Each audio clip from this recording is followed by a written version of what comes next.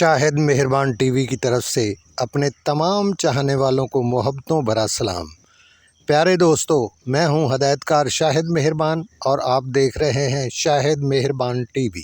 پیارے دوستو، آج میں آپ کے ساتھ شیئر کر رہا ہوں پاکستان فلم انڈسٹری کے نامور اداکار سپر سٹار بابر علی کی فنی زندگی کی یادیں، جنہیں وحید مراد کے بعد دوسرا چاکلیٹی ہیرو کہا جائے تو بے جانا ہوگا۔ انہوں نے نہ صرف فلموں میں بلکہ چھوٹی سکرین پر بھی اپنی اداکاری کا لوہا منوایا۔ مجھے مار کر اگر تمہارے اندر کی دہکتی بدلے کی آگ بجھ سکتی ہے تو مار دو مجھے، لیکن اس سے پہلے تمہیں میری سچائی سمجھنی ہوگی۔ میں اپنے ماتھے پر بدنامی کا داغ لے کر مرنا نہیں چاہتا۔ آئیڈیل فگر کے مالک، خوبصورت نین نقش، ہر دل عزیز شخصیت، سبھی سے پیار کرنے والے، غرور اور تکبر انہیں چھو کر بھی نہیں گزرا۔ تھوڑے ہی عرصے میں اپنی اداکاری کے بل بوتے پر جو عروج انہوں نے حاصل کیا، بہت کم اداکاروں کو نصیب ہوتا ہے۔ لو، ایکشن، رومانٹک، کامیڈی، سینٹیمنٹس، جو بھی رول ان کو ملا، انہوں نے اس میں حقیقت کا رنگ بھر دیا۔ اور وہ تیری درندگی کی داستانیں اپنے دامن میں چھپا کر روتی رہی، اور تجھے اس پر ذرا ترس نہ آیا۔ پروردگار، اگر مجھ جیسے غریب بھائیوں کو بہنے دیتا ہے تو انہیں اچھی قسمت کیوں نہیں دیتا؟ بابر علی وہ منفرد اداکار ہیں جن کے ہیئر سٹائل کو وحید مراد کے ہیئر سٹائل کے بعد لاکھوں مداحوں نے کاپی کیا۔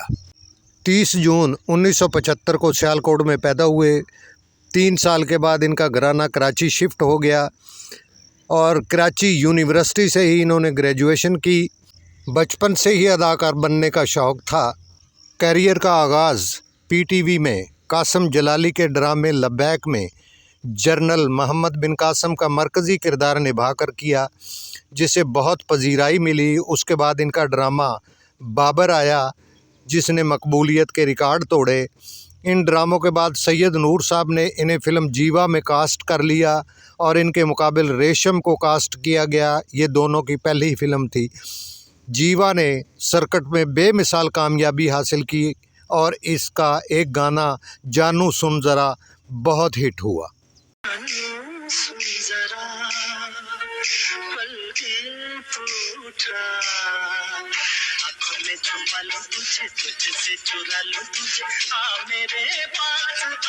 جیوا کی سپر کامیابی کے بعد بابر علی کے پیچھے فلموں کی لائن لگ گئی اور قسمت کی دیوی ایسی مہربان ہوئی کہ ہر دوسری فلم میں بابر علی کو کاسٹ کیا جانے لگا۔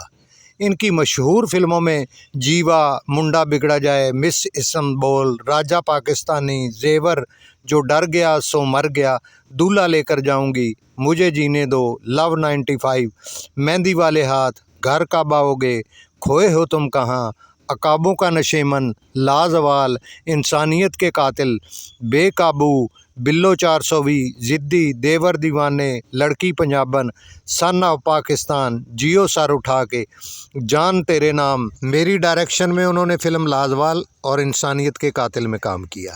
بہت ہی اچھے اخلاق کے مالک اور ٹائم کے بڑے پنچول، اور پروڈیوسر کو کبھی ناجائز تنگ نہیں کیا۔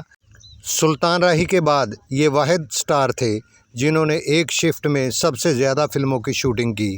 اپنے عروج کے زمانے میں کراچی میں شان کے ساتھ فائٹ کرتے ہوئے یہ 100 فٹ کی بلندی سے نیچے گر گئے اور ان کی ٹانگ میں فریکچر آ گیا، جو ان کے کیریئر میں بہت بڑا جھٹکا تھا، اور یہ کافی فلموں سے کٹ ہو گئے، لیکن انہوں نے ہمت نہیں ہاری، نہ کسی سے شکوہ کیا، صحت مند ہو کر دوبارہ آئے۔